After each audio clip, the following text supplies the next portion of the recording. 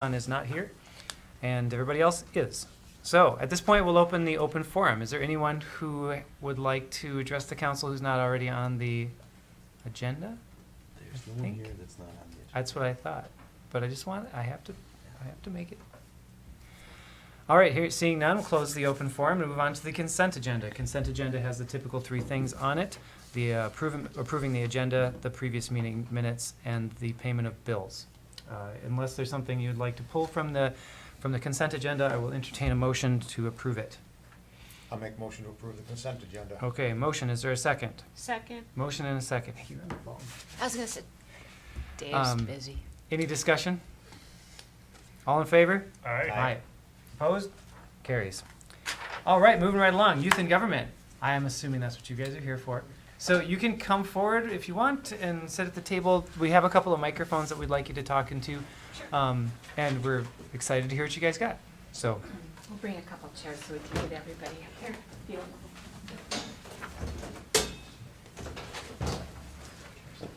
you.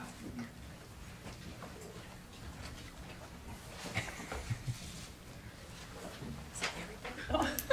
We're sharing. I think we got it. Looks pretty good. So thank you so much for having us today. My name is Sue Hakes, and I'm one of the advisors for the WISE Youth in Government program that we're starting in Cook County. We have a brand new delegation. Technically, we're going to start in the fall, but to get the ball rolling, we have a couple of events, and this is our first real event. We're visiting the City Council just to introduce ourselves and let you know who we are. Youth in Government is a program that is nationwide. I think there's 25,000 students between 8th and 12th grade that participate in it, and we're really excited to be here and to start this in Cook County. We've got some great students that are participating. We have about 15 students that have shown interest, and we're hopeful that we can find a time when all these kids have a time to meet. I mean, they're so busy. They have jobs, they have homework, they've got sports and all these things, so that's going to be, I think, our biggest challenge. Heidi Dukirk is one of the other advisors. She's behind me.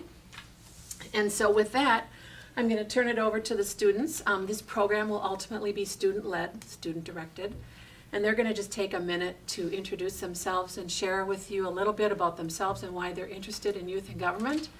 And when we're done with that, Tristan has a request. So with that, I'll turn it over.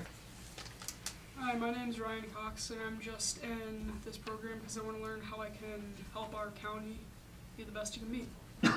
What grade are you in, Ryan? I'm in 9th grade. Cool. My name's Tristan Bakovich, and I just want to learn more about how you guys do what you do, and yeah.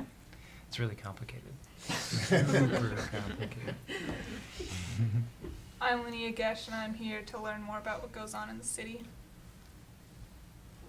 My name's Harley Lindquist, and I'm here to learn what you guys do and like how to take part and how to help out. Let's careful. We might give you a job. All right. So there's a request. Is that what I understand? So we are talking about doing fundraisers this summer, and one of the things we discussed was running the dunk tank at Fisherman's Picnic. Oh my God. So the request is that either you, Mr. Mayor, or anyone else on the board, if you guys would like to volunteer to be dunked. I would love to be dunked. Love it. I love it every time I hit that water. Every time. I've done it the last couple of years, and the first year I did it, it was quite breezy, and the water was extremely cold. I think that I ended up wearing a lot of wool after I was all that. You guys can volunteer too. Mills, really? I bet you that would be really fun. If you did it, I would pay like a lot of money to dunk you. It's always a balance. If you do it first, then it's cold but clean water. If you do it later, it's warm but kind of Questionable. Not warm, but not clean. warmer and less clean. Oh yeah. We have And then I some- just don't do it. Thank you, Mr. Mayor, for volunteering. You heard it here first, it's on record. But we do, fundraising is an important part of our program, and we want to make sure that everybody who wants to participate in the event in January, going to St. Paul and reenacting a legislative session can participate. We do have some good news to report already. One of our members, Robin, wrote a grant and was granted $1,000. So we are off to a good start with Nice. fundraising to make sure that we can do all the activities that we want to do and make sure that every student that wants to participate can participate. So stay tuned for fundraising events. And you asked if we could help. If you ever have some way for us to be involved, let us know, and we'll see if we can't pitch in. Well, now I got their names, so now I know how to get a hold of them. So can I just ask, all our meetings are on, live on TV, so, have any of you, watched our meetings to kind of get an idea of how we work together? No? I mean, it's a good opportunity to, see how we work and accomplish things. We have an agenda, we work through that agenda, and a lot of times these items on our agenda are things that we've been talking about for a long time, so it's not like it's just a one act thing and it's over with. We have discussion on our Public Works Garage, which has been an ongoing discussion from when Sue was mayor and even before that. Right. So some of these issues take a long time to get to the point of actually happening, but it's part of the process that we go through every meeting, is to move these issues, conversations, decisions along to another step. And we certainly welcome your willingness and interest in city government, county government, and you're certainly welcome anytime to come to any of our meetings. We'd love to have people in the audience. It's great.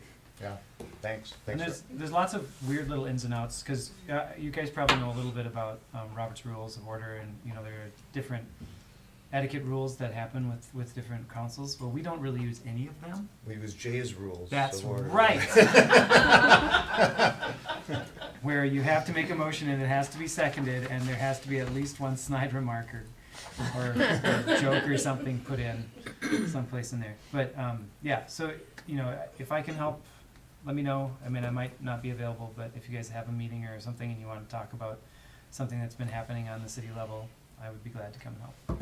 Thank you so much, Councilor Kennedy. We really appreciate that. And you'll be seeing more from us, and we thank you for your time today. And Cool. look forward to working with you more closely. Now, is yours the group that I see every January in the Hilton downtown Minneapolis? Yeah, every year I go down for the United Show, and as I'm cruising through the skyways, I always see that. It's tons of kids, and they're really busy, and every year. Looks like they're having a really good time. Yeah. It's great. Is there a student council besides youth and government? There was one. Oh, okay. I'm not sure if it's still going. Okay. Oh, no, it's all over. It's pretty It's a little dysfunctional. bit unusual. Oh, okay. Very- Just like you're looking. Well, there's a lot of potential then. Good point. Point. Oh, great.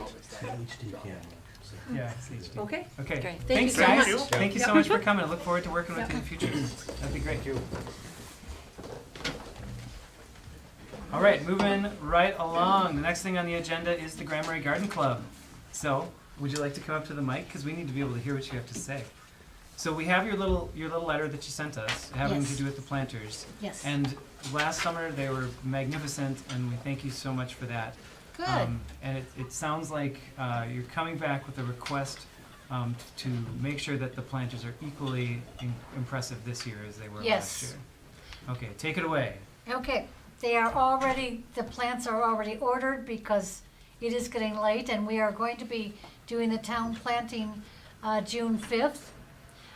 It is a Monday. It is our usual day that we do it, the first week. There's 22 boxes, and 9 of them are 4 feet long, so that's a lot of flowers and plant and a lot of soil. The ladies have been, the person who really arranged these said they are more than just plantings. They are arrangements. They're going to be constantly with color and activity, so it'll be interesting. Last year, we did the birch sticks, call 'em, logs, and that was very interesting. But it created a lot of wow for a lot of our people that saw them. So this year, we're gonna do equally as well a job. We're gonna put grasses and petunias that don't need deadheading, which is but of course that costs more money. So that's why we are asking the council for a continuing amount of money. It used to be 600. Mm-hmm. Now that was many, many years ago. So, and things go, but we are going to try and find a way to use a plant more than 1 year. That's with a perennial. We're going to do a little experimenting with that type of thing, so that the cost can, go down a little bit. But at this time, this is what we would like. Do you have any questions? I have one. Yes. So it says you have like $439 left. No, we from- did have, You did. yes. And that was for, you used that money last year? Yes, we did use it last Okay, year. That was, Right. it was unclear. It was given in 2011, Mm-hmm. and so we finally needed it last year, and so we, used it.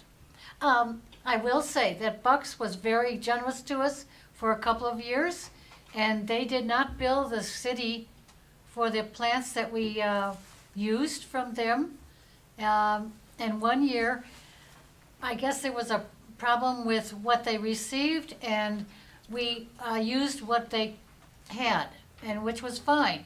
It's just, we do move around and try our best. Okay? Can you please tell me where the boxes are? Oh, yes, I can. Oh, she's probably got a map.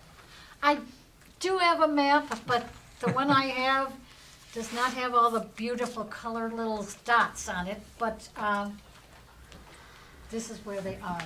They looked really neat last year. Yeah, I they like looked those really good. birch and everything. But there are 22 of Well, them, and everywhere that you have a rose okay, all these stores labels have boxes. Is that what you're? yes. Oh, okay. Now, the store does not water them, Right. yes.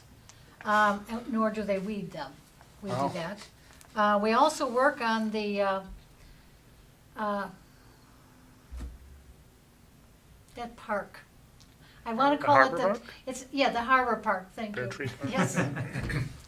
Because I don't want to call it the Bear Tree Park, the Harbor Park. And we work also on the First Street garden, which is across from the municipal, right across here. Mm-hmm.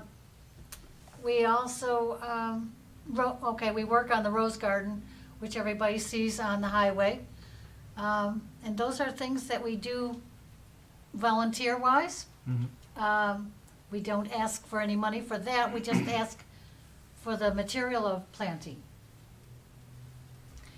And this year, it is going to be $1,200. But again, we're gonna try and cut that down in future years. I was under the impression that was going to be a continuing.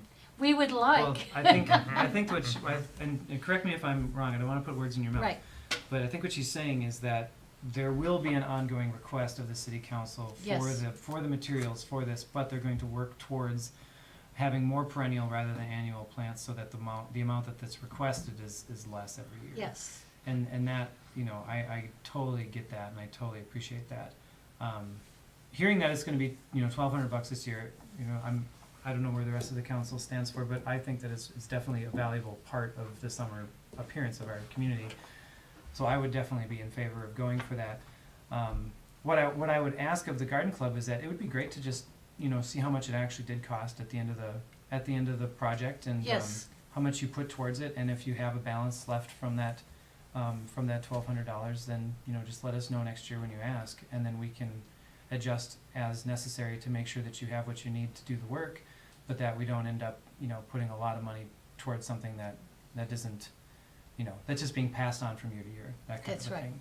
Right. So so that would be my request. Well, as you saw, the $400, $439, we kept from 2011. To I 2016. mean, you yeah. know, yes. Yeah. So, I mean, we keep track of that. Mhm. Yeah, totally. Okay. So, well, does anybody else have any other questions for Glenn? I don't have any questions. I mean, I certainly support the request. I mean, I think what the Garden Club does is a great asset to the community. I mean, the flower boxes certainly are attractive in the downtown area, and I think people notice those. They the do. appearance of the community is important, and what you do is, in my mind, worth well more than the $1,200 that you're asking for. So I would. Well, it's a lot of money. It's a lot of Well, money, but it's. but what But you if- get for if it. we- The bang- the yeah, bang if for we the had- buck. yeah. Yeah. And it's easy to quantify that cost, but have you ever sat down and quantified your hours? Because something tells me that the time you're spending Don't is ask for probably that. a lot more Yes. than the dollars you're asking to buy the plants. So we really, really appreciate that, and I think the least we can do is make sure you get the plants you Get need. the plants. So I was on vacation the other week and I saw these really cool garbage things. I don't want to say dumpsters because they weren't nice boxes or whatever. But then they had a thing in the top and they had plants growing out of the Oh, top and yes. then you could, put your garbage on the side. That was really neat. Like extra special. Yes. So let's Yeah. put something else on their plate. Yeah, why not? Do you also remember when we had very low planters and the geese, it was just the right size for them? I mean, so these taller boxes are up and in people's eyes and they can see them, so. All right. So, if there's no further conversation about this, I was just gonna say, it might be onerous, but I see value in keeping track of hours. I mean, I don't know that it's necessary, but what a great statistic to be able to flaunt. Okay, we'll I see. don't know. Not Well, a it would be- request, just That's right. it'd be good for grants. But right, Yeah. right. Anyway, Yeah, for your sake, not, Mhm. not for us, Right. but There's value there. all right. Okay, Well, I'll Well- make a motion to fulfill the request of $1,200. All right. There's a motion. Is there a second? second. Okay. There's a second. Any further discussion? where's my snide remark? There's no There, snide right remark. there. made a Not few. snide Now, remarks. you just made it. You see, it's usually jokes. The snide remarks come at the end of the meeting. Yeah. But anyway, the only comment that I have is a big thank you to the Garden Club for doing this. Oh, It's thank you. huge. I It's will- really great. I will pass that on. Yes. All right. Any further discussion? All in favor? Aye. Opposed? Carries. Okay. Thank you for coming. Thanks, Glenn. All right, now we're moving right along again. So we've got the Nordic Star preliminary plat. So we have, in our packets, we've got a whole bunch of information going through what the Planning Commission used to address this project, or the preliminary plat that's passed through. The preliminary plat was approved by the commission 3-0, and there are a couple of variances that need to be requested. Wow, there's lots of paper all of a sudden. And I'm wondering if you guys want to run through that, or if you have anything else that you want to say about this, in addition to or to complement what we've already got in our packets. Nothing further to add. I think there may be some discussion on the water plan for the property. And when the time is right, if we'd like to engage in dialogue on that, we can. Otherwise, beyond that, I think everything's pretty self-explanatory. Well, and it looked like, in what was written by the Planning Commission, that was a qualification that was put on the approval of the preliminary plat, was that engineering had to be shown to handle the hydrology. Did I read that wrong? Yeah, if you look at the resolution, the two conditions that are in the resolution, one is that the Wentworth Housing prepare a stormwater plan that meets all MPCA requirements. The other is the condition that Wentworth provides information regarding the details of that turnaround for fire department approval. Those are the only two conditions that were placed on the approval by the planning commission. Mhm. And there were two variances on the plat as well, one Yep. for a lot size, and then the other one was for the street itself. The length of the street. The length of the street, which are both things that are not unusual, also considering the topography of the area, I guess. Well, our lot dimensions are designed for rectangle blocks, and that doesn't really fit here. And the only dimensional issue is one lot is more square than rectangular, and it's on a corner, and it fits very well, And it's still the 10,000 feet, Yeah, it's so big it's enough. still big enough, it's Yeah, just. if you look at the layout of the lot, and the wetland locations and the setback requirements, there's still the area that's buildable within that lot is still, And that's specifically lot 11, I Yeah. believe we're talking about. Mhm. this lot right here. Yep. So, does anybody have any other questions regarding the preliminary plat? I mean, I pretty much, those were the things that I wanted to bring up and get clarification on, and it seems like it worked for me. So we are in communication with with One Roof's engineer, talking about the stormwater plan. There's obviously a lot more work that has to be done on really the whole development, which would occur after the preliminary plat is complete and prior to you being asked to approve a final plat. And then when the final plat is complete, these lots will be ready to sell. I just have a question about how private streets work. Do they do their own plowing then, and Yeah, they just take care of everything? everything. Yeah. Oh, okay. And now the trade-off with that is that if it was a public street, we would construct it to a standard that's pretty robust because we're guaranteeing to maintain it forever, and it ends up being very expensive. And in this case, we may also want to see it connect with a system, which would make it really prohibitively expensive. And so the private street here, and this is the same thing we've done in a lot of previous plats in town that are kind of smaller in size, is a good compromise where the homeowners know what they're getting into, and they can keep the costs of development down on the front end. In particular for a development like this where they're gonna attempt to make it affordable, that's a useful thing. So does One Roof have some kind of a mechanism for, like an escrow account or some kind of a fund account for the maintenance of the road and for that sort of thing, or is that something We're gonna be that's- preparing that document actually subsequent to preliminary plat and prior to applying for final plat and submitting it to the city for review. Okay, super. So it's And just it'll covenants form- and restrictions and an association and Yep, all it's, the- Yeah. exactly. It's gonna be a declaration and maintenance agreement relating to the road, Super. specifically providing that it is not for public maintenance and only for the owners of the individual lots are responsible for the maintenance and repairs of the road, including snow plowing.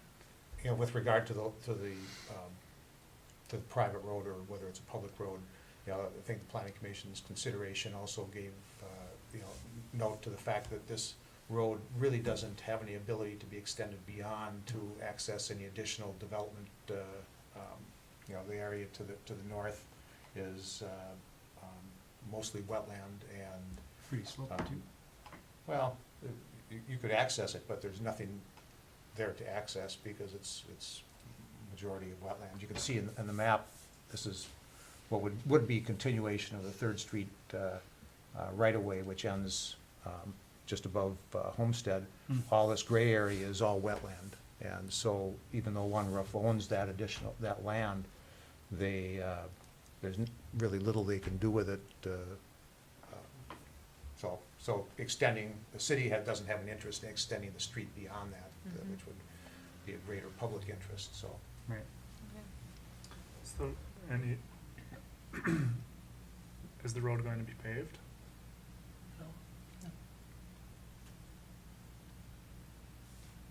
Which, isn't that unusual in that part of the town anyway. I mean, everything else down there is not paved really, except for the street itself. So, is there any further questions, any other questions you guys have regarding the preliminary plat? Just to let you know that, the planning commission held the public hearing. We did have a number of the neighbors that attended the public hearing, raised some concerns and questions. I would say most of those had to do with stormwater runoff and what Okay. impacts that might affect their properties, which were all south and downstream from from the One Roof site. I think we had a good discussion, and I think they left with an understanding that the stormwater plan was going to have to address the required runoff issues, and I think we've got a pretty good handle on it. In fact, I just ran into Julie and Yep. you know, out on the site this afternoon, meeting with one of the neighbors, looking at, you know, just how that runoff, you know, and those culverts really work, and what, I think that Julie has a better understanding of, you know, what might need to be done to. Exactly, and what we're looking at. Yeah. And I took some more photos that I'll be sharing with our engineer on. He's gonna start the actual plan itself on Monday, so. Great. So what I would anticipate is there will be dialogue between this meeting and the final plat submission to the city, where our engineer is engaging in dialogue with city staff to make sure that it's reviewed and is meeting the standards you guys have. And perhaps we may schedule a brief call with some of the city staff just to make sure we're going along the right line, so we're using our funds efficiently here on the engineering side of things. So Yeah. I'd anticipate that would happen, and then where we try to schedule something in the next week to 10 days, if that worked for the folks here. Sure, we can figure that out. So right now, what we have to do is we have to either give them feedback about the preliminary plat, or we have to approve the preliminary plat, and, you know, we can approve the preliminary plat pending the documents that we've already identified in the planning commission. So if nobody has any other questions, then I believe I would entertain a motion to approve the preliminary plat, or else we can continue conversation about it. The Well, motion I should would- be the resolution. I would Well, make a that's motion resolution, to approve yeah. resolution 2017-27. I don't have it sitting in front of me. It was Right here. emailed, I got it right. Yeah. I Okay. got it. I think it should be 28. That's what it says on here. So it's okay, I just can't read Yeah, it. that's a signing contract. So that's a motion to approve city resolution It's not gonna be on that stack. 2017-28. 28. Is there a second for that? Second. There's your second. Any further discussion? May I inquire as to whether or not the two variance requests are included Yes, in there they too? are. Thank you. Yeah. I think the variances are included in there and are the conditions. Very good. You can give Myers that. Oh. when you're done. Mm-hmm. Thank you. Go ahead. Thank you, Dave. All right. Any further discussion? All in favor? Aye. Opposed? Carries. Thank Super. you Well, all. we're looking for that rest of that Thank you. information, and really exciting to see this continue to move on. Thank you. We Thanks for are your help. as well excited to be coming to Grand Marais. Super. Okay, so the next thing we have is we have a street closure request from Jeremy Kershaw, the organizer of the Grand Nord Gravel Ride Bike Race. Last year, their bike race concluded at the YMCA, and thus they only needed to get a permit for the closure of the county road there, County Road 7.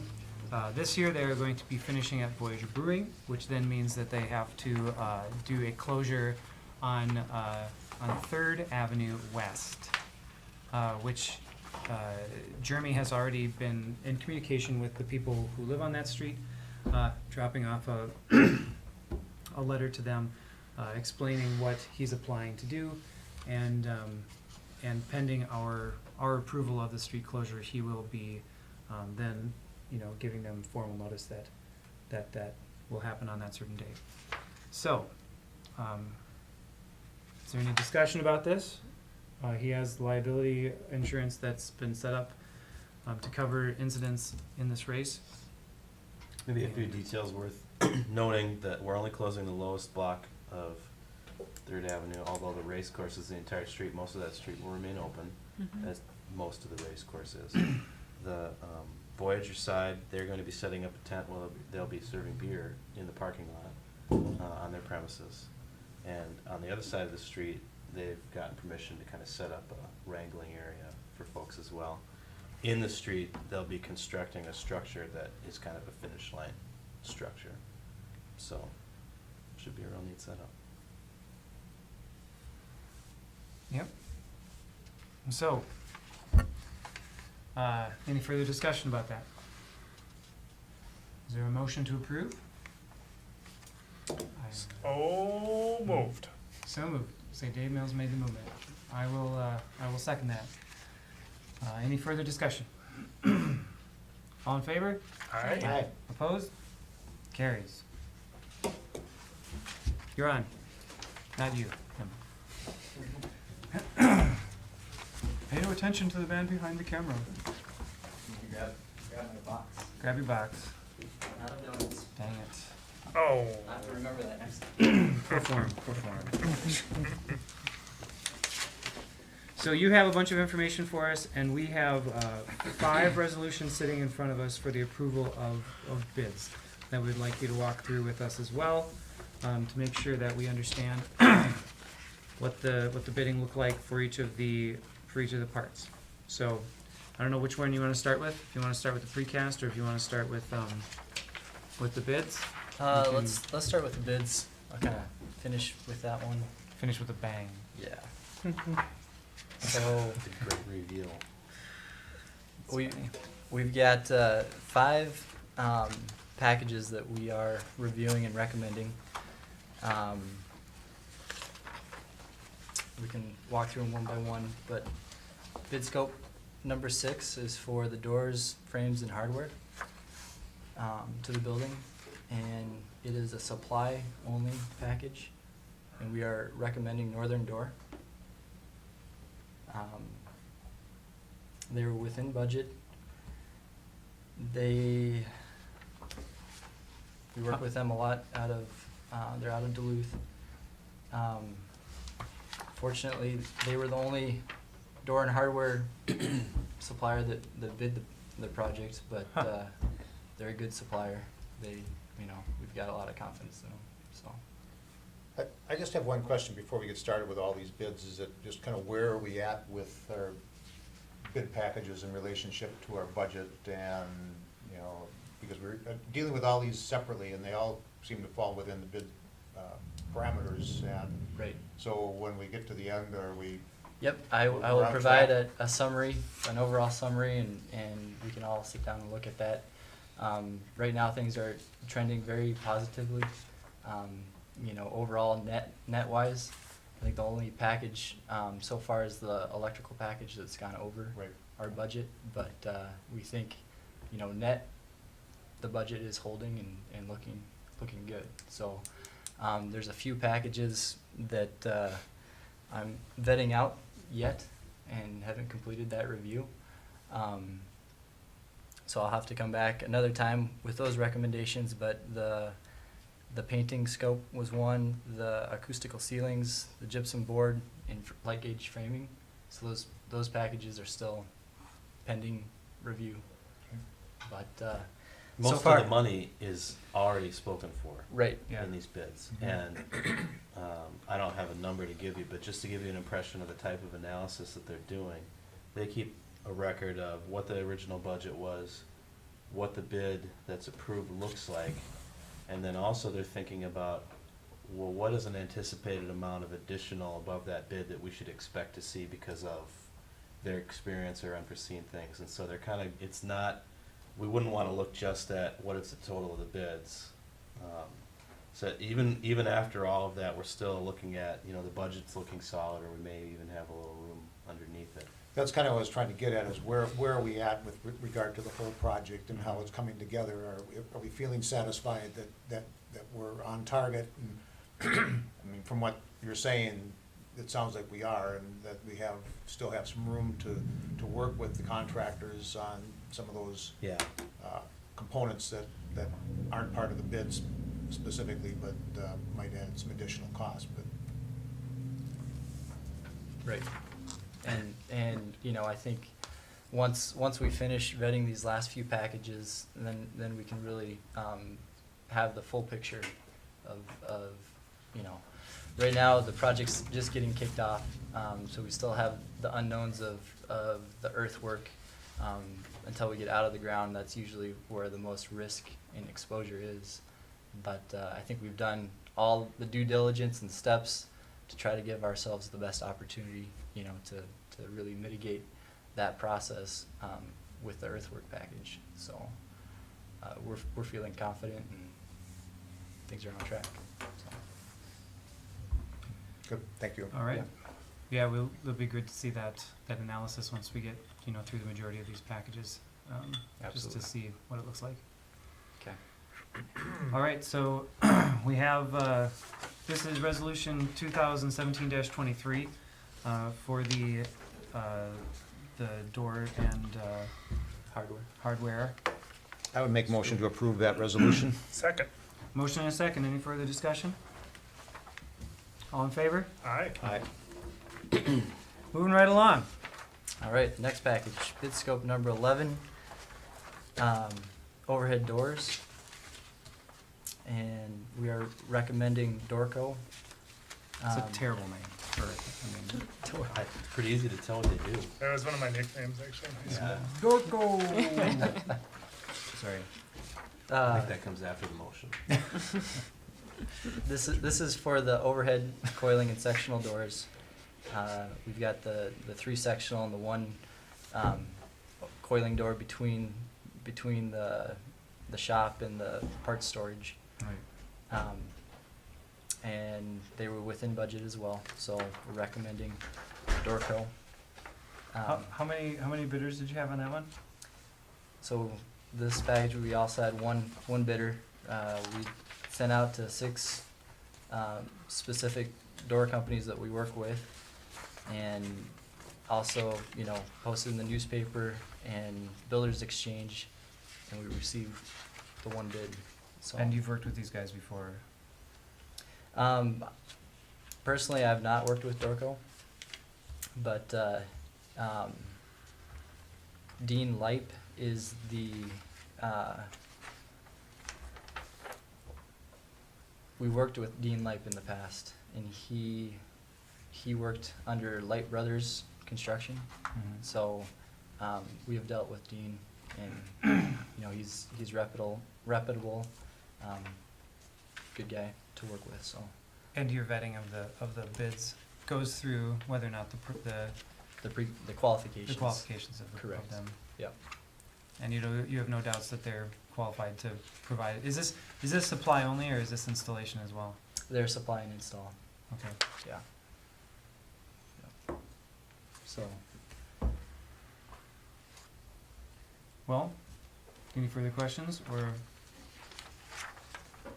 motion to approve resolution 2017-24? Yes, I'll move to make So that moved. motion. Is there a second? Second. Movement and a second. Any further discussion? I appreciate you taking the time to explain to us the vetting process, you know, or at least, Yeah. you know, going through and telling us, if there's one bid, you know, we wanna make sure that we're still getting Right. someone who's qualified and someone who, you know, is potentially the best bet that we have. so, candidate. Yep. Yeah. Any thoughts on why we're getting only 1 bid when there's other companies out there? Yep. You know, I kind of asked myself the same question, why, you know, when we advertised it and it was publicly, you know, open, why the low response? And I do know there was another large project going on, being bid right around the same time frame. So I think that was tying up people's resources for bidding. You know, I guess that's kind of the main thing. Some suppliers that we've worked with in the past just declined to bid, you know, for one reason or another. They, you know, whether it was location or you know, just their staffing needs into the summer timeframe. You know, there's various reasons why people didn't bid, but I guess I don't know all the scenarios, but Tell us now. yeah. Well, it's really interesting too with just the supply, that there'd only be 1 bid, because I could understand with the install, you have your labor that, I mean, I guess maybe Right. making the product as well requires resources, but it's just interesting, Yeah. having not been involved in this process before. All right, so we have a motion and a second for resolution 2017-24. All in favor? I, Opposed?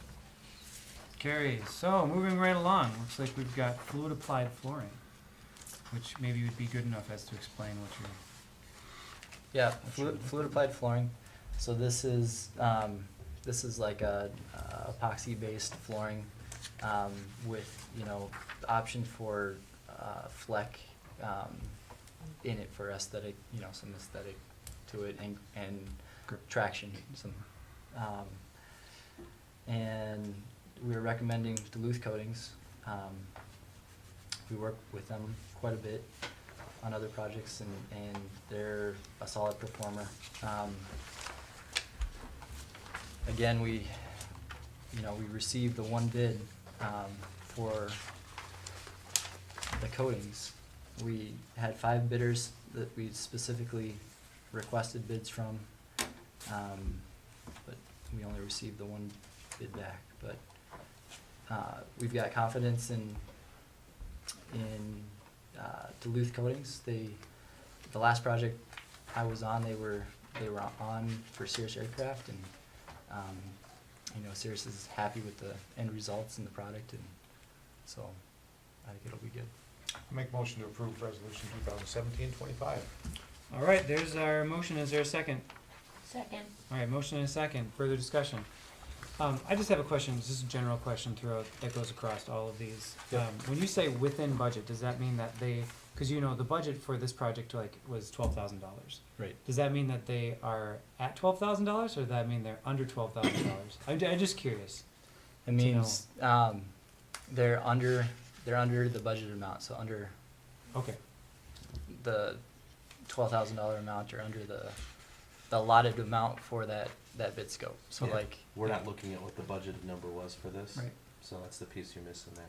yeah. And we can recap, you know, after we finish out the rest of the bid scopes, we can recap all those numbers so you guys can see Yeah. them. I mean that'd be great Exactly. when we get to that point. Yeah. All right. Any further discussion? Resolution 2017-25. All in favor? I, Opposed? Carries. All right, moving right along.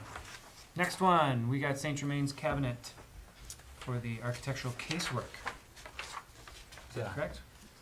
Exactly. So the millwork, not a lot of millwork on the project, but St. Germain's we do a lot of work with. They had an option with their proposal, voluntary alternate for the installation. So the package was just went out as a supply only, but they had an alternate for installing the solid surface in the cabinets and coming up to site and making their own field measurements for their shop drawings. Mm-hmm. So, you know, they're within budget as well, even with their voluntary alternates. So we're recommending that we have them do all that scope Yeah. and kind of keep it with them. So,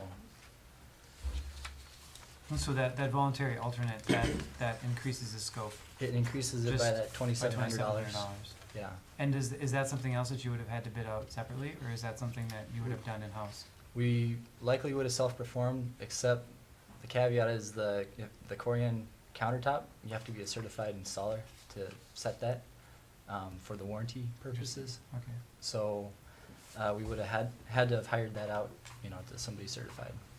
We're not, in-house, we're not certified. Right, so keeping it all with them makes a lot of sense. It does, Yeah. yeah. well, I'll make a motion for 2017-26. All right, motion, is there a second? I'll second that. Any further discussion? All in favor? I, Aye. Opposed? Carries. All right, moving right along. So the last one we've got is for So- tile and flooring. Yep, tile and flooring. Johnson carpet and tile and linoleum. There's no carpet, really it's just the tile and wall covering package Thank God there's no that they bid, so. So we had 2 bidders that responded and were recommending Johnson. They were the the lowest responsible bidder. We've worked with them in the past and, you know, feel confident in that recommendation as well, so. Who was your other, or is it on here? I Northland can see. Flooring. Yeah. Northland, okay, I see it, thank you. And it looks like, I mean, if you look at the numbers, the facility size projects that they've done, Johnson Carpet has done some bigger projects, much bigger projects than Northland Flooring and Design has done, anyway, that they mentioned in their, Right, in their as the bid. references. As the references, which, you know, makes me think that they're definitely capable. They are, yeah. I make motion to approve resolution 2017-27. All right, there's a motion, is there a second? Second. Any further discussion? Well, so with these last two,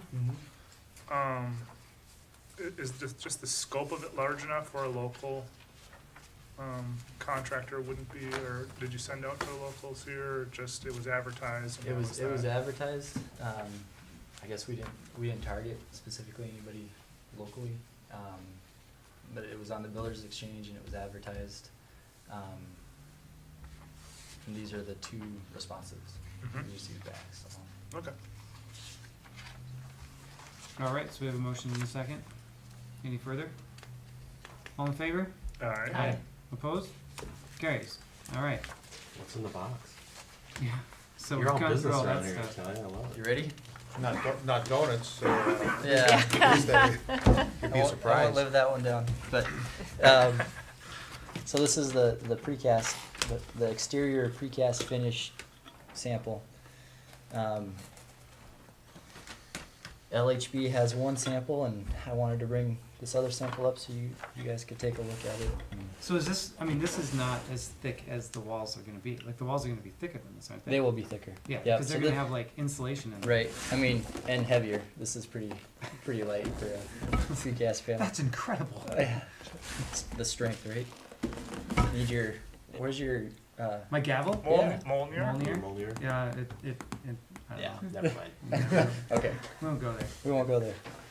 But yeah, so it's a sandblasted finish, aggregate. You know, you can see the aggregate to the exterior. There will be a band, a smooth trowel band at about 8 feet up. But this is really What's that for? what's that? The band Architectural interest. Yeah, catches the eye, catches the eye. breaks it up. Exactly. So it's not just a wall of this.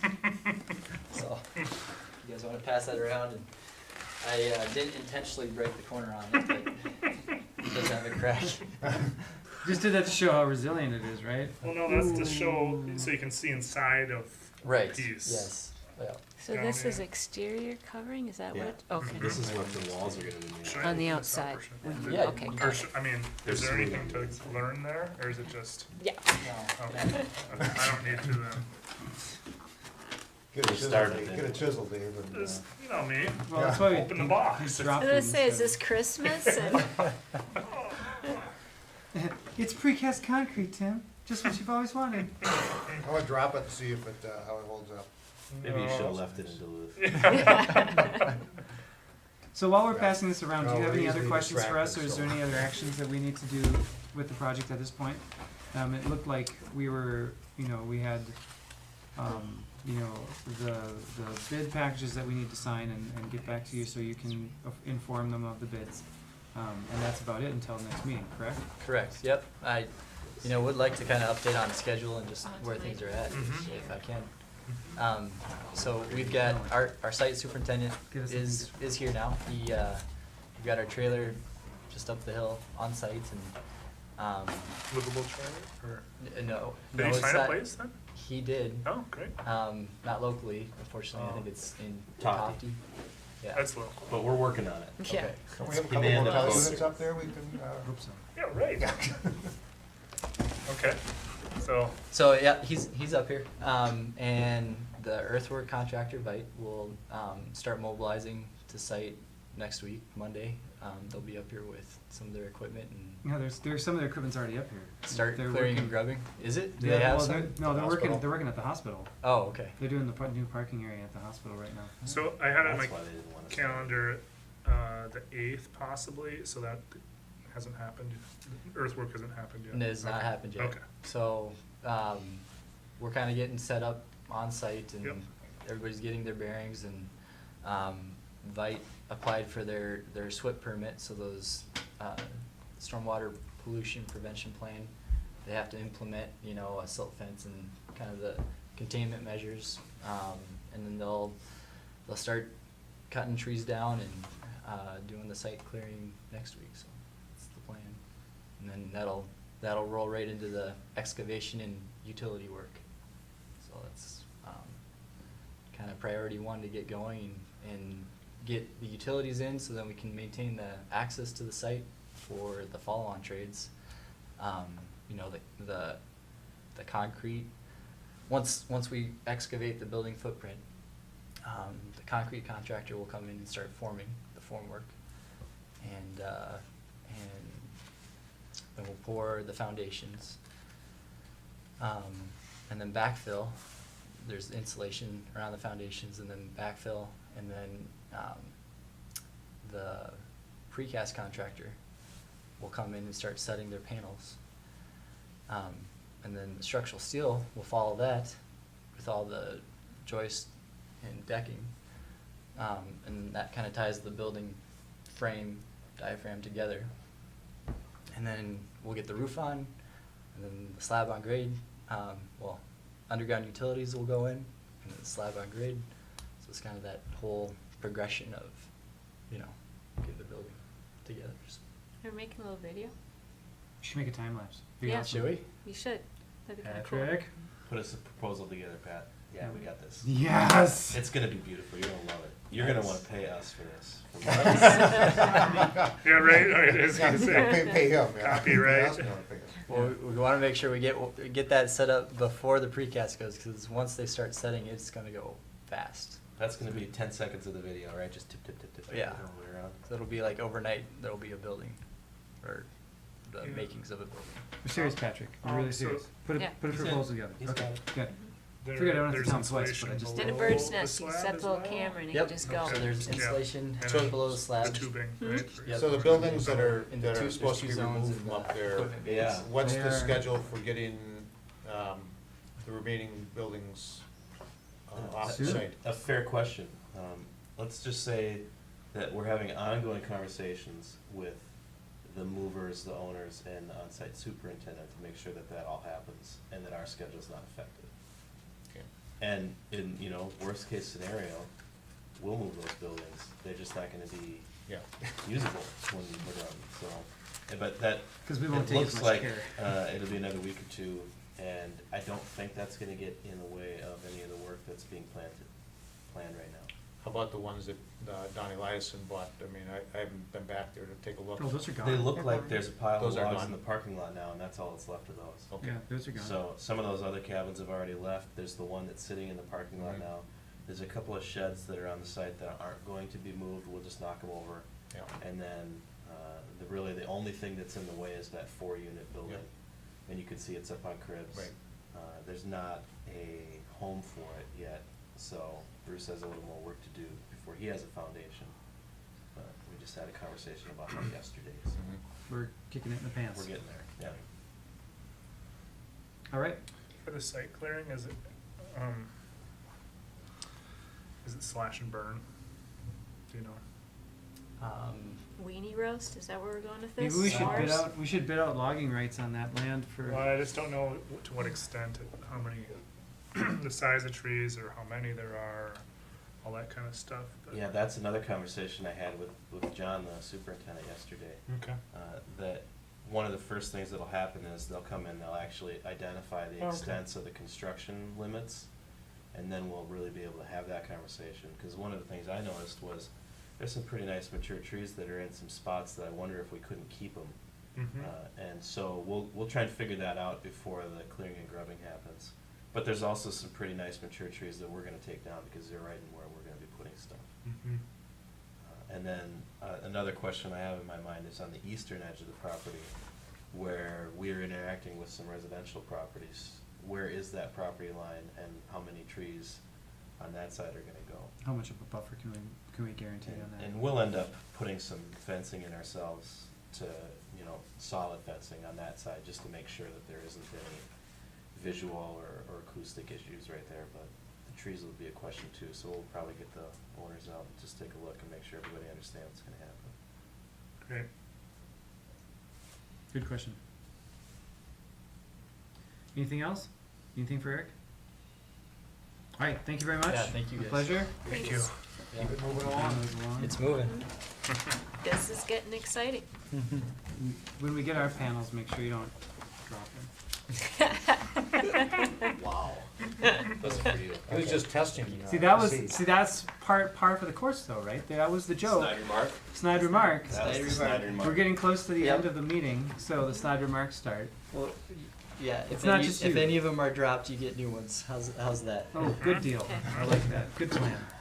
Chris, it takes 2 months to get into the schedule. We're making new ones. I trust that they won't drop. I don't them. think they will. All right, so moving on to the next thing on the agenda. So, and I don't know, Olia, if you want to come up or if you just want to listen, and then I was just here to listen, but if there's questions, I can hopefully answer. we will ask you if there are questions that we have. I will do my best to communicate this, and then we can see.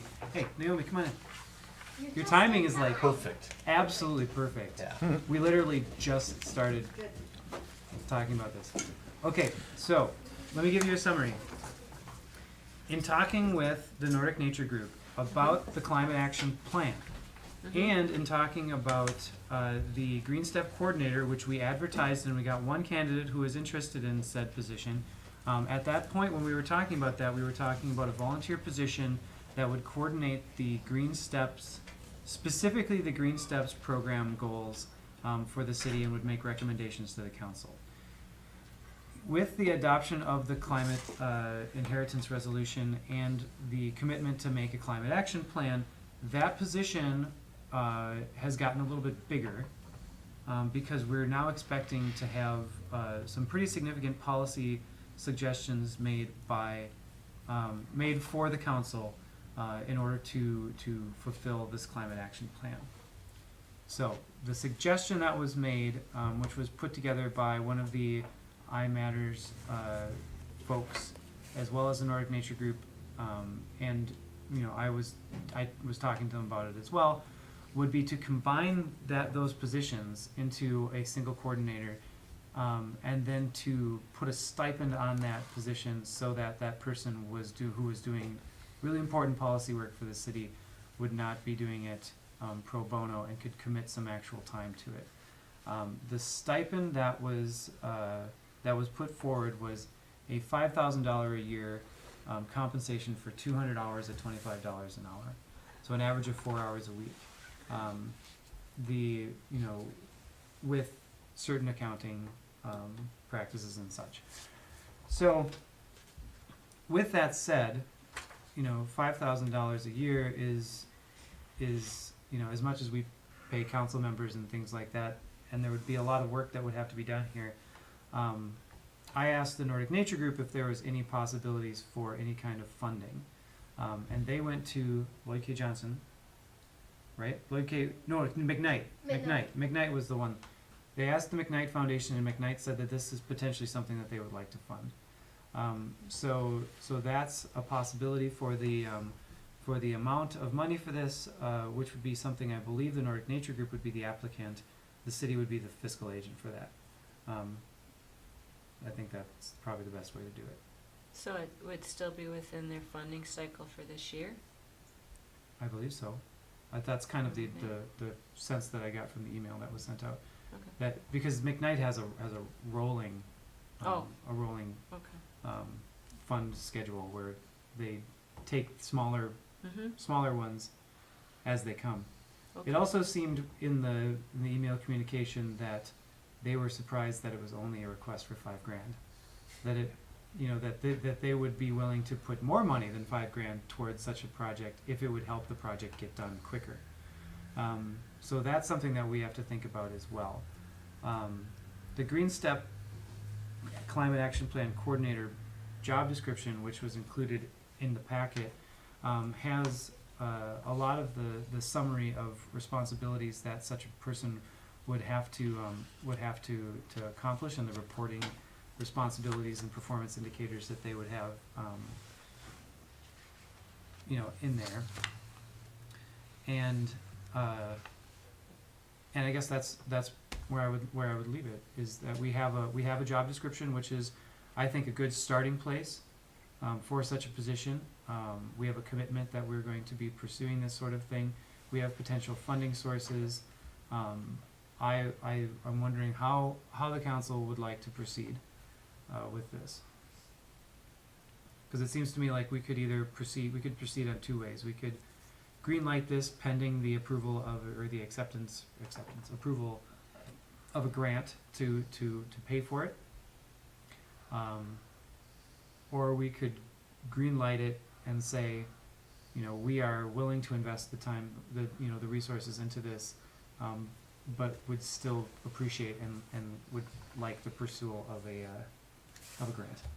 There's a couple ways of doing that. Or we could say, we want to spend some more time on writing up what this job description actually looks like, to make sure that it includes everything that we want to do. There's lots of options we could go with. I'm wondering which direction we're leaning. Well, my first reaction is not to make it a new city staff. No, this shouldn't be So the an contract. actual, this won't be an actual employee. Okay.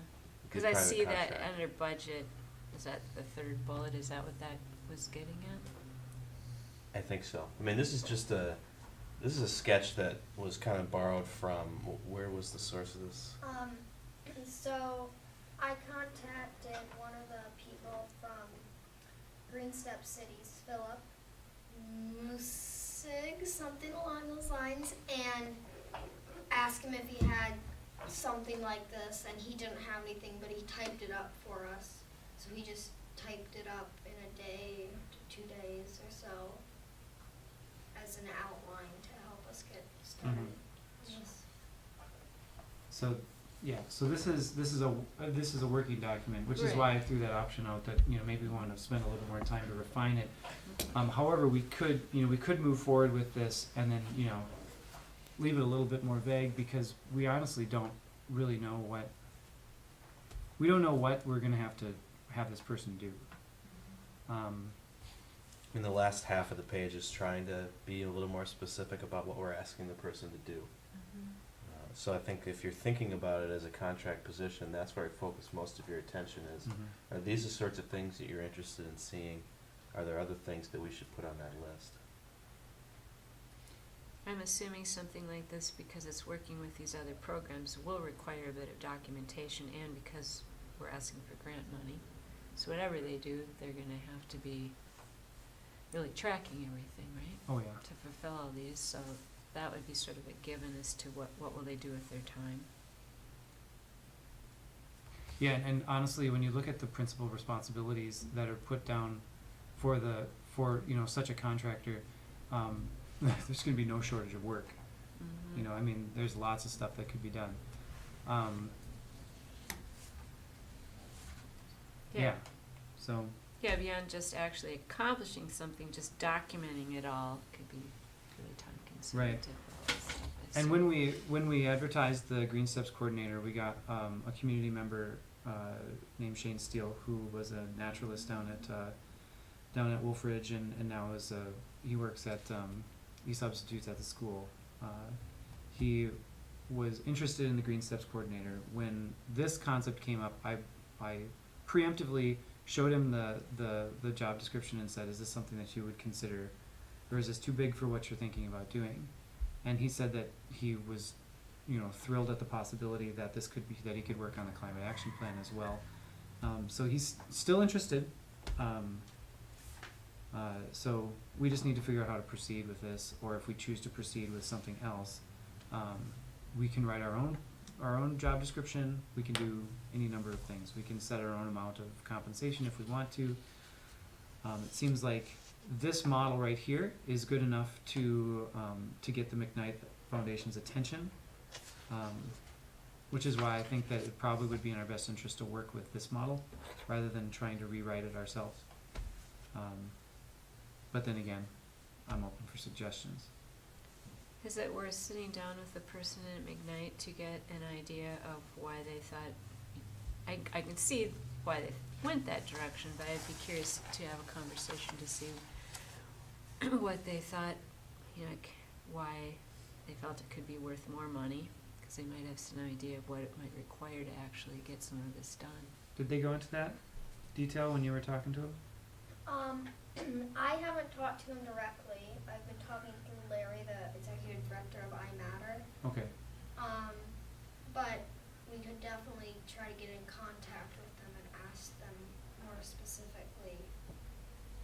And I guess I ask that more from the standpoint is they might have an idea from other projects that they have funded about what is really required to do this well. And or if nothing else, put you in contact maybe with other people who have done this, to just, learn more. We also, there's a few other efforts that are happening that maybe McKnight wasn't aware of or wasn't thinking about with the Great Plains Institute and with the folks doing the carbon inventory for us. This person isn't gonna have to write a climate action plan from scratch. Right. That we're gonna have a pretty decent climate action plan written for us by the Great Plains Institute that they've received funding from different sources to work on. Their responsibility is more about how do we do the things that we said we want to do in that climate action plan. So the coordination is the key in my mind, and in particular working with city staff and other organizations in the community that are going to be affected by some of those policy ideas that come up in a climate action plan. Yeah, this seems like the kind of position that is going to evolve as time goes on, and that we're really not sure how that might evolve. But I do think that this is a good starting point for beginning that process. And if we're thinking that we want to do something like this, which I certainly would support, I think this is a good starting point. I'm not sure this is where we end up, but Well, and I mean, we can, conversations with McKnight or other input might give us some different ideas too. But yeah, and we can change this at any time, really. I mean, this is a contract position. It's something that we have to reach an agreement with the contractor, of course, but with, as long as we reach that arrangement, then we can change it as necessary. Well, does anybody have anything else to say about this? Because I have a suggestion. No, I guess as always, just like to, kind of like you're saying, go talk to other organizations or groups who've done some of this, so to make sure we have a fairly realistic, as best we can. I know, like you said, it's evolving, but idea of what this could really entail, Mhm. to make sure we're starting out. Maybe it's going to be a lot more time. Can Shane have the time? Whatever. A way to think about that, the only other place that we've talked to anybody who's done something like this is the city of St. Louis Park. Mm-hmm. We're not in the same universe as them. So it's hard to learn from what they've done other than to learn this. You can spend as much resources on this issue as you want. And that could be true for us too. There's really no reason why we couldn't have a full-time person working on this if we wanted to put that much effort into it. There's certainly enough issues and policies that we could be looking at and exploring that we could keep somebody that busy. So I think that it's more about us setting some limits on what we're willing to invest in this than it is about how much effort it takes, because it could take as much effort as we want to put into it.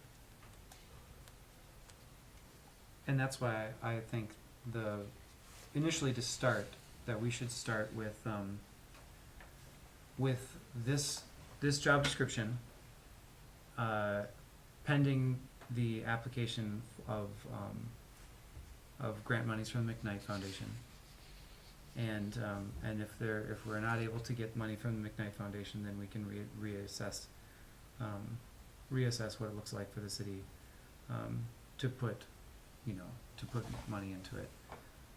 Cause we're already putting a significant amount of staff time into, into this, and we're committing by creating a position like this, a contract position like this, we're also committing staff time to working with this person to make sure that we can make progress on this. So that would be my suggestion.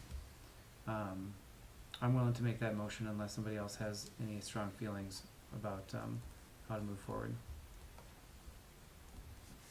All right, I'll make that motion. So the motion is to adopt the Green Step Climate Action Plan Coordinator job description as presented, compensation as written, pending the application of a McKnight Foundation grant. I'll second that. All right, motion and second. Any further discussion?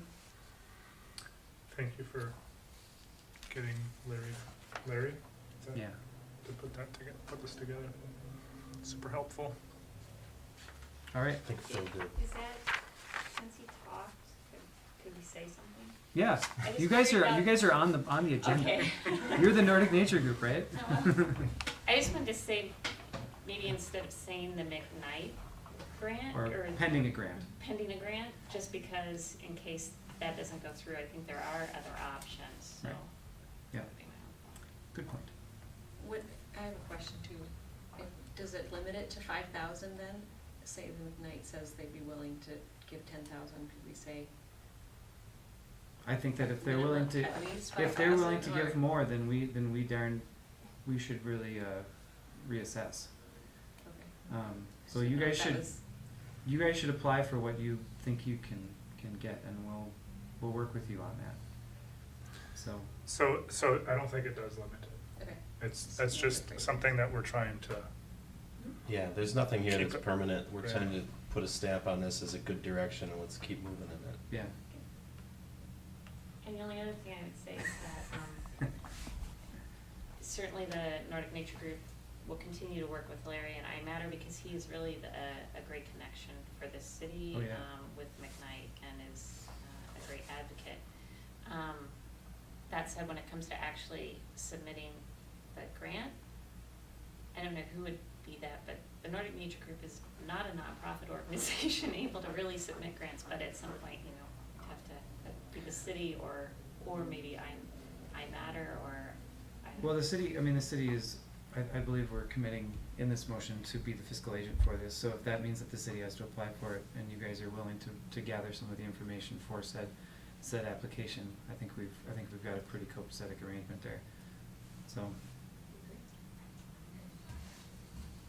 Any further discussion? All in favor? Aye. Opposed? Carried. All right, cool. We should probably get together and talk about what this looks like. Okay? Okay, I'll shoot you an email. All right. thank you.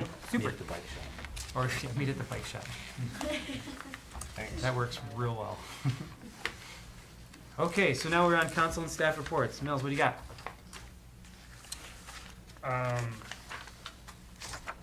What do I have? That's a good question. The park board and the Northwoods Food Project.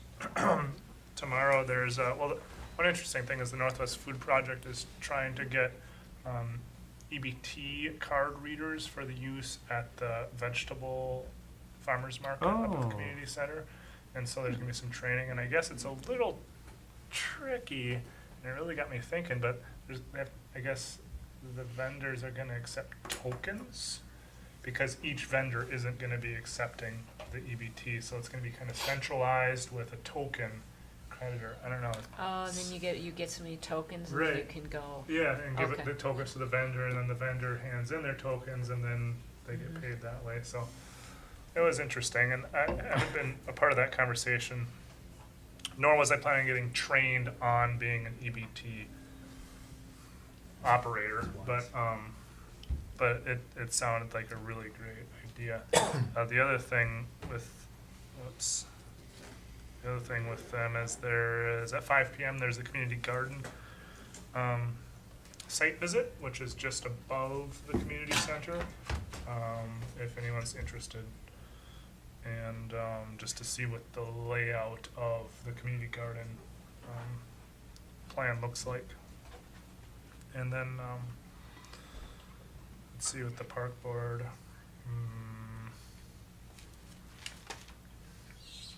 I don't think I have anything to report from the park board.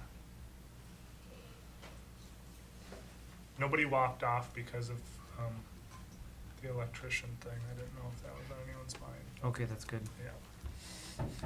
There was a little disappointment though, which was expressed, but Learning. yeah. Learning is. I don't think there was anything otherwise to report. Till it comes to someone else and then I'll remember something. Obviously.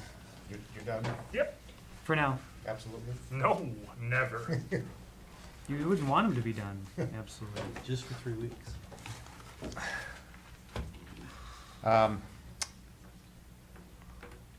Tomorrow is Coalition of Greater Minnesota Cities Lobby Day down at the Capitol. I'm gonna be down there, so I'm gonna stop in and have appointments set up with Tom Bach and Rob Eklund to talk about a couple city issues and also if there are any issues that you think are important to talk about. You know, I'm gonna be talking with them about the Gitchigami Trail and the funding from Grand Marais out to Cutface Creek. Also talking a little bit about the Grand Marais Harbor boat launch facility, which seems to be kind of a In the lurch. yeah, not in the mix of conversation at this point. But also wanted to talk a little bit about the state's general approach towards workforce housing and what they're doing to encourage and make funding available for projects that are going to be addressing workforce housing.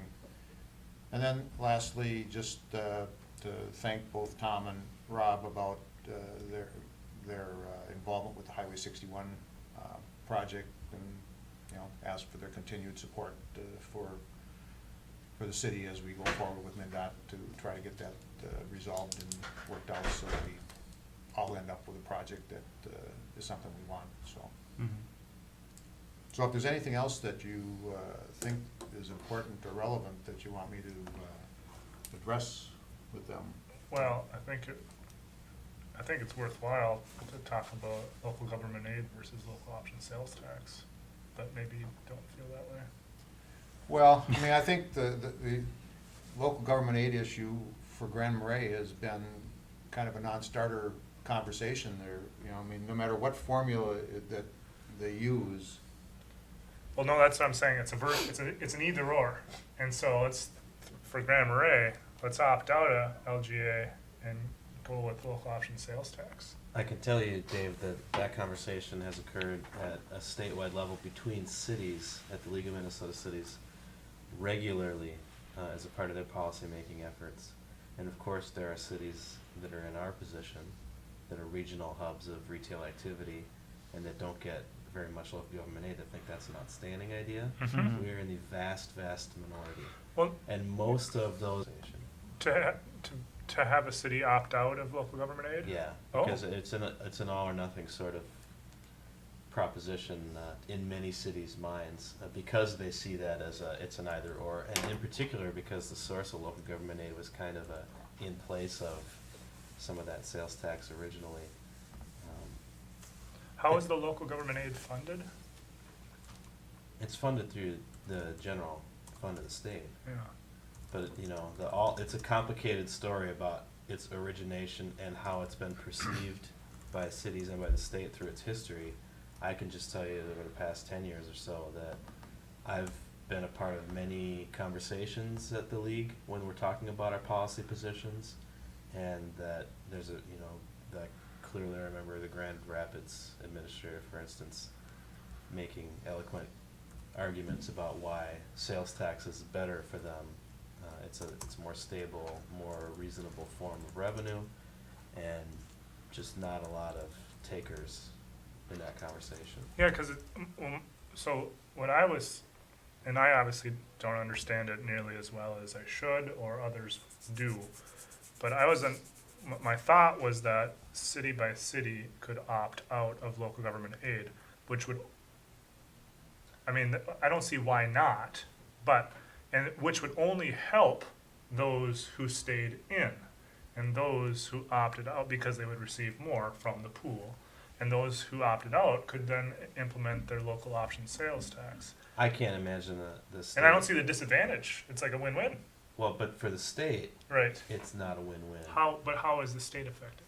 If there's fewer cities in the pool, it's an easy argument for less money in the pool. And fewer cities taking from the pool. yeah. And you know, there's the amount of money that's in that local government aid versus the amount of money that might be in a hybrid program will be scrutinized pretty closely. Mostly, though, I think so you're saying the state might decrease the pool.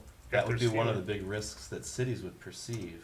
Yeah, I think just the whole idea of the program being eroded in any way is scary to a lot of cities. Well, changed is more what I was thinking. I don't want to erode anything. Well, but I'm just talking about perception. Sure. And so I don't want you to get the let's impression not spin it that way. I think it's a bad idea or a good idea. I'm trying to tell you what I know is it's a real uphill battle politically. Well, and I think the timing of the legislative session, that issue isn't going to be even part of a conversation. I mean, they're so right. No, into what needs to be done in the next 2 weeks to get finished with the session, that these things are items that are relevant and part of that conversation. Yeah.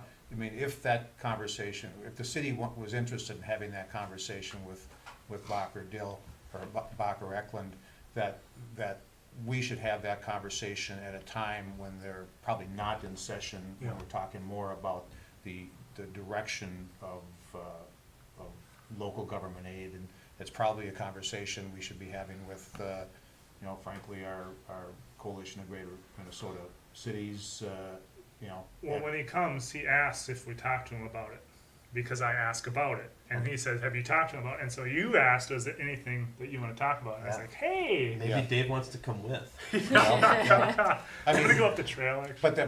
But what you're saying though is kind I don't want to taint your. I think what you have to say, or your points are really good, and I don't want to taint those. So it's just you ask. So. so now I heard. Yeah, okay. Yeah. Well, but I do think that's a conversation that we should have internally if we're thinking of a different type of policy that we want to suggest to our legislators, and have that conversation with them at a time when they're not in session and dealing with the details of what's going on. The only other thing that I thought about was this whole concept of preemption that has kind of been going on at the legislature, which, to me just doesn't set well in terms of the legislature trying to erode our local control over things that we think are important and relevant at the local level. Like sales tax. Well, I mean, I'm totally. It can be. I think just about anything. The way the conversation has been going is could be minimum wage laws. It could be certain local regulations that we want to put in place that are now being talked about being preempted by state authority. That we can't do that because we don't have the authority to do those kinds of things. Yeah, that's scary. I don't think it's a good idea. I think, we're elected to represent our community, and we're the best, at knowing what our community needs. And if we have constituents that support taking certain actions, that we should have the ability to do that and not leave that to the legislature to allow us to do that. Well, legislatures aren't going to be able to meet local needs as well as as well Well- as local councils will anyway. I mean, that's That's what right. you're saying. That's I right. mean, yeah. They won't do it, and they're not allowing us to make those decisions. Right. Because they're really focusing on the current laws that they're not so interested in, so that way they can sort of blanketly close. It doesn't seem like it's not a broad, long-term sort of vision, it's a short-term reaction to something they specifically they Well, want that's what to. it seems like. I mean, Yes.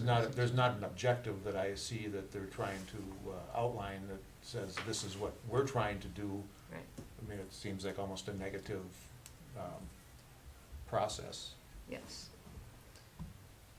Anything else? One other thing. I was on a bike ride this afternoon. There's a hole in the Gitchigami Trail up by just west of Tom Tabota. It's about this big around and about yay deep. Is there any reason why we haven't filled that thing in? Is that the one with the It's beautiful. It's painted. Yeah, there's around paint it. around it. It's like, That's yeah. That's the one that has like the water shut-off valve in it, isn't it? I don't think so. Because there's one hole up there that has a water shut-off valve in it or something like that. Well, if there's a shut-off valve, it should be fixed and brought to the surface, because this thing is, it's a foot deep, and somebody's gonna run over that in the night, and. Well, last summer we had some kid hit it like once on the way out and once on the way back, and we got a nasty letter from their parents saying, my kid wiped out twice hitting this pothole. So, fool me once, I don't know, but, when you were young, you would have hit that thing on purpose. 3 times. probably, Well, you would have gone right over it, because you would have been trying to. I don't know. Our guys are pothole patching right now. Yeah, Yeah. send them up. They'll go up there. Thank you. Super. Tracy, So, Oh, excuse me. Oh, boy. got you right at the right time. Sort of. I was busy trying to. So, I was off pretending I didn't have responsibilities for a couple weeks. Gallivanting. And I read just briefly a couple articles I found interesting, and I was trying to resource them. And this is maybe more for the PUC. But one, I guess I was home by then. May 6th in the Star Tribune, there was an article about water reuse. Did you happen to see that at all? I don't recall that May 6th? Really? Yeah, I just found it again. But it was interesting about more thought in conversations around other parts of the state in reusing water, reclaiming water, which I know in California and other parts of the country it becomes even more pertinent. But just wondered if that crosses the path at all, the PUC, in any conversations or. We haven't anything had many that way from conversations In a about way, that. we are reclaiming water. I 'cause mean, everything else we have a is like- circular system. You could reclaim water out of the parking lot. Yeah, so that was interesting. And then the other one, which now I'm having trouble finding, again, was an article, and I don't remember if it was a federal program, but they talked about some solar projects to benefit rural.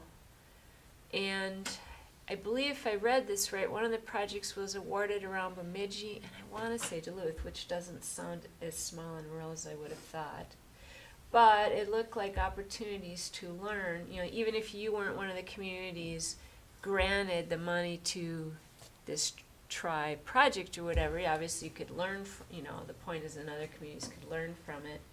And I'm trying to find it again. But I thought it might be something really good for us for knowing and going forward. And just wondering if the PUC then, with all the things you're probably learning about with energy stuff all the time, that you maybe were already aware of this.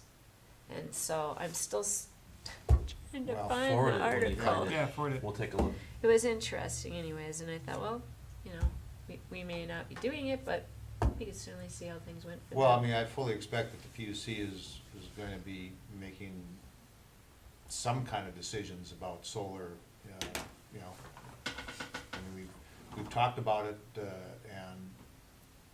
and been interested in making a decision. We just haven't been able to kind of define what it is that we really want to do, and we're hoping to get closer to that. Think that the decision when we hire the consultant to give us some additional information, Mhm. so we'll see.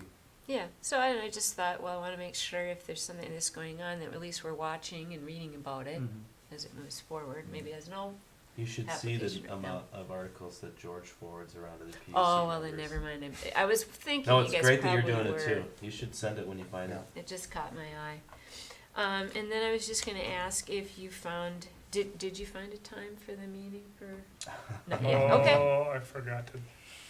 You didn't do the doodle? Not Not the everyone's second done it. one. Oh, okay. That's fine. Tim has some feedback though that might be worth exploring as long as he's sitting here, which is that the 23rd seems to be the only date that works for him. Oh. And your note said that you can't meet before 3. Oh, On the 23rd, I think though I figured out that, at 2. that it can be any time after. Or is that the day you're leaving and it's the 22nd that works Yeah, for you? let me see which, I've got too many things going on here, and that's not good. Yeah, Mhm. 23rd is, I've gotta leave, I'm leaving town, cause I've got a, Parks and Trails Commission meeting. So Monday the Wednesday, so- 22nd, it looks like is gonna be our best day, Okay. if Tim has some time during the day. I I have a county Parks and Trails meeting from noon till 2 o'clock, other than that, I'm free, All right, so it looks like it's gonna be that morning. okay? I'll send out a confirmation to everybody. Okay.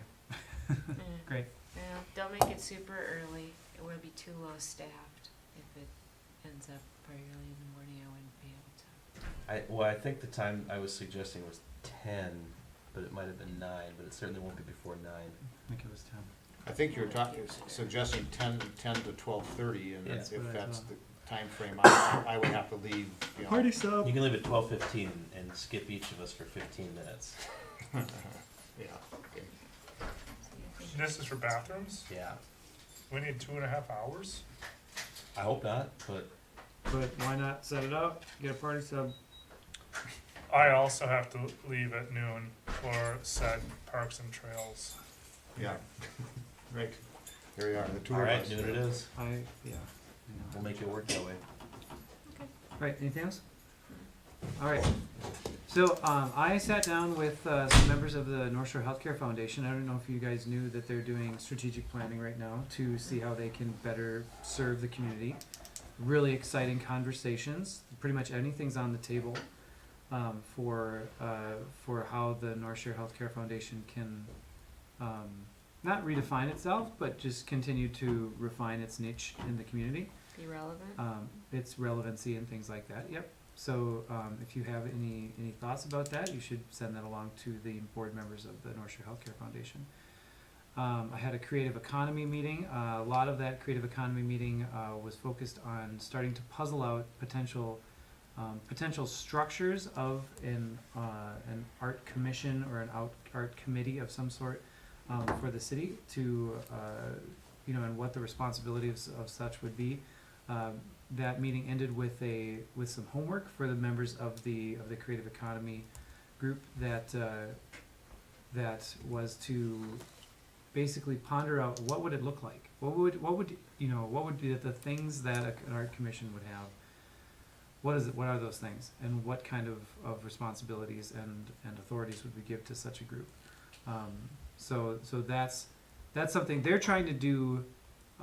Some of the footwork on what this would look like, so that if and when we take a look at an arts commission for the community or an arts committee for the city, that we don't have to do all the footwork.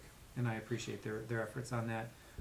I've been going to those meetings, so I've been able to be very realistic with them about if a structure is just plain old not going to work. And so I feel like we can probably get something that is a good start, at least through these conversations. So those conversations are happening. Library board meeting, at the library board, we're starting to talk about budget already. We're gonna be meeting to hack out, a first version of the budget to take a look at how spending has gone over the last year with the new assistant director position, and what circulation has been, and all those sorts of things, to make sure we have a good understanding of what that will be. So it's right on schedule for that. I sat in on a webinar put together by the Great Plains Institute on sustainable purchasing and procurement for free municipalities. It was very interesting. There's a couple of cities that have policies having to do with this, and I sent the link for that webinar to Mike, who I hope will send it to the rest of you to take a look at. It's not something that you think about a lot, but it's something that can have a huge impact on how your community, like the footprint that your community has, how you purchase things, what you purchase, how they ship it, those sorts of things. It's really very interesting. CCLEP, I went to a CCLEP meeting. They are having a solar day, which is kind of like a kids solar day thing. And it sounds like it's going to be super cool. I think it's this Friday. And they already have tons of kids that are signed up for it, and they're going to show kids how the sun works. Where are they doing that? I think they're doing it up by the community center, but I'm not exactly sure. I had to leave early, so I missed a lot of the details, but they were really getting excited about it. It sounded like a really cool program. And the only other thing I had was I had a number of communications with community members about the public works facility progress. Some in favor, some who were really excited about it, some who still couldn't figure out why we chose the Tom Tabota property. So I sat down and had a conversation, explained the rationale behind that, and then one other conversation about people who just leave their cars idling around town, and how that is really stinky and no good. So we're starting to get towards the summer season now, where there's more people around, and people are running in to do errands and they leave their car running. I don't know. I don't think there's really much we can do about it, but I just wanted to bring it up so that you're aware that that's a conversation that people have been having as well. And that's all that I have. Oh, I forgot something. It's my turn to forget Whoa. something. Pull the Dave? Yeah. Is that what we're gonna call Pull it the now? Dave. I did register for that meeting down in Rochester. Oh, I had cool. other things to do down in the cities that weekend, so we're gonna zip down there. I was kind of excited to see what, they were so busy down in Rochester with all the FMA or whatever, and they're gonna give some tours and kind of neat. So anyways, I did sign up for that. Cool. If you're interested in stopping in at Southern Minnesota Municipal Power Association, their offices are in Rochester, and I'm sure they'd love to give you a tour. Tell them Just you're let from me the know. city of Grand Marais. Yeah, that'll get them really city, yeah. So. Jay, with your conversations about the public works facility, how, after you described the rationale, what were their thoughts? Were they like, oh, okay. A lot of them were. A lot of them really, they just didn't understand, why when we have the EDA lots there. I mean, a lot of people didn't understand, or one of the gentlemen didn't understand that we would have had to buy those properties anyway, which it turns out being kind of a wash, because we pay the EDA for those lots. They're going to give us a decent price on them, of course, but then how does that impact? Like, we're basically paying off the bond ourselves. It just comes back to us anyway. Versus buying a property that was tax negligent and putting it into public, a public actual purpose, and then explaining that we're not using the whole site and that there's potential in the front for other other developments and stuff. That it was it went over okay. People can see why we did it, at least. Or they can still disagree with us, but they can at least see why we did it. So. That's it. That kind of reminds me that I did take a tour at the liquor store, because I hadn't done that. Mm-hmm. And Imminent. yeah, We need to I do know something. that that you guys are super busy, but I don't know when you think we might be able to start thinking about that and the bathrooms and City Hall. I don't know what's realistic, and I don't know what's, and there seems to be like some change up with staffing too, and so I don't know when you're gonna have time to be able to think about that, or if that's gonna be through. Well, if we want to think about that, we can start thinking about that. But we just have to keep in mind that the major projects that we have going on right now, the liquor store, like the liquor store renovation. Having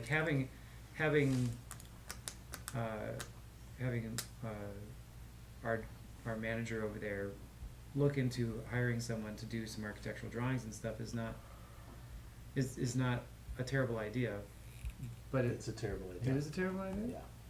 Well, I kind of went further. My thought process kind of went beyond just the liquor store, the bathrooms in City Hall. And I feel like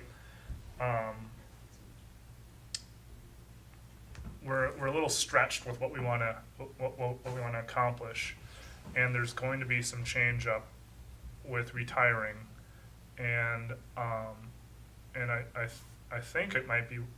I mean, it's even a stretch to even try to hire for the positions that are going to be retiring, and so I don't know how to go about trying to, get ahead of this. If we can hire somebody to get trained to accomplish what needs to happen from the retirings, and as Yeah. well as help out with what we want to accomplish now besides, or I don't know. You're right. You're on the right track exactly. And so let's just take a step back from this. Yeah. That from the council's level, one of the critical things that you need to do is put these things in priority order. So if you think the liquor store needs to be talked about now, that's less useful than saying the liquor store comes after the public works facility and the community visioning project before the bathrooms. Just whatever the order is. Yep. That's very helpful Yep. information. And then the second really powerful part of what you're talking about is the staffing issues that we've got in City Hall right now. It's kind of opened up this wide open opportunity to have that conversation. When we know what things are that we want to work on, then we absolutely want to think about that when we're talking about replacing those staff people, and make sure that when we hire, that we have positions and skills that can actually work on the projects that you set are your priorities, and that we think are gonna be in the future as well. So that's kind of what we're thinking about. Certainly weighs heavily on my mind in terms of, we're not gonna replace those positions with the same positions. Sure. We're certainly going to be looking at, no, these are the projects the council says are their priorities and that we know are coming up. And we wanna make sure that we staff ourselves to accomplish that work. Well, and part of my concern is the transition, right? And I guess, we've kind of we've identified some priorities, maybe not necessarily the exact order of them. And those priorities haven't changed from before this council. So it's like the same old priorities, but as far as the transition goes with how things are gonna change staff-wise, getting somebody trained in while the current staff is here, just to try to absorb as much, or you don't think that's? Well, specifically, our electric superintendent took another job. We don't have that opportunity to have somebody new show up and sit and learn from them. We do have staff that's here that knows how to operate that department. Mm-hmm. But we also really have to have a conversation about what are the things that we had that person doing that we don't feel like our current staff can absorb, and we need somebody else to work on. When it comes to in the office staff, it's a different conversation. But there's a similar, we don't really want somebody to sit there and learn from them, because we're not likely going to be doing those things in the future. Or not the same way, or? A completely different way. Okay, Some of them we okay. might not do at all. Sure. So But you know what that's- I'm saying, there's a lot of value for that kind of transition, but you're saying it's Yeah. not clear at this point? Well, for somebody like Jan, for instance, and let's get specific again. She learned a lot from her predecessor, but she also created a lot of what her job is. And you couldn't sit somebody down with her for 6 months and have them know what's in her head. It's just not possible. It's not an option. Gotcha. So the value of her experience is not transferable, and we're going to lose it, and that's just that.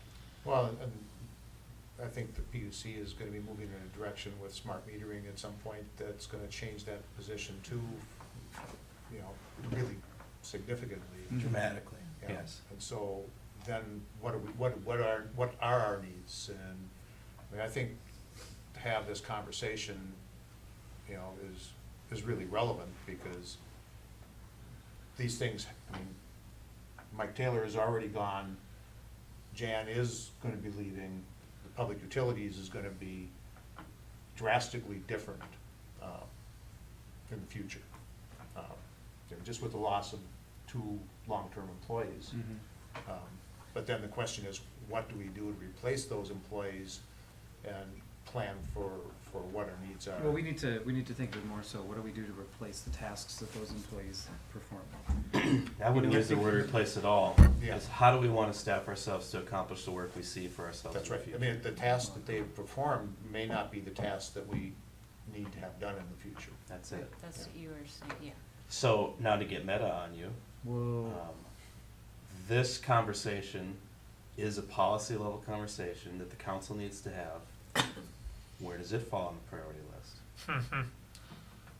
Well, I think it's pretty high because it's happening, and if we don't do something about it, I mean, something's gonna happen.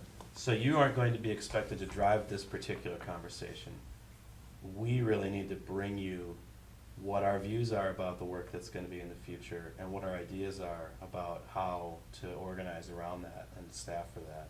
And then to have kind of a back and forth conversation with you on if that makes sense or what you see differently or are we I hitting the right agree, I things. mean, I think, Yeah, So you now we're gotta get it talking about, correct. again, I need to book some serious time into my schedule to work on this. And I can't do that if I've got 5 other things that you're telling me are on Right, that list. and that's kind of where I was trying to go, because I felt like having that time to identify how, just, it seems like we could use another person to figure out everything we want to do. We or certainly, how to do yeah. it, at least right now. And when people are leaving, especially then too, or if not more so, so.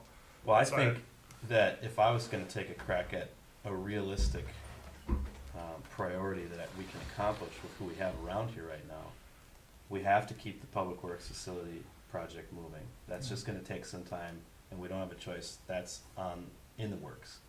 We have to keep the community visioning project working, and that's just gonna take some time, and we don't have any really way around that. And then this conversation, in my mind, is the next most important one, because all the rest of the conversations kind of hinge on What do we do? how are we gonna figure this one out? And more importantly, the timing of this is imminent.